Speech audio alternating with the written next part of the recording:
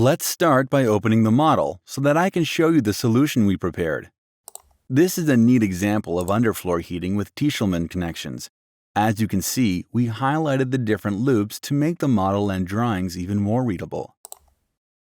You'll also notice that we used the Uponor Quick and Easy fittings to connect our PEX pipes. This will speed up installation on the building site and produce reliable connections between the fittings and the pipes with no need to use O-rings. When it comes to the manifold's location, we adhered to the positions we agreed at the beginning. We did the same for the expansion joints. We did reduce the number of pipes crossing the expansion joints. The loop's layout respects the size of the slabs and optimizes the length of each Tichelman loop to assure proper system operation.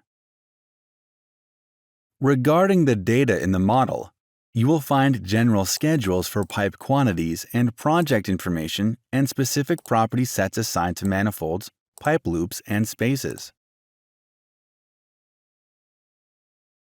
For example, for all manifolds, you can find a description of the manifold itself, supply and return temperatures, mass flow, and pressure drop. All the results of the hydraulic calculation for each pipe loop are contained in the installation schedule.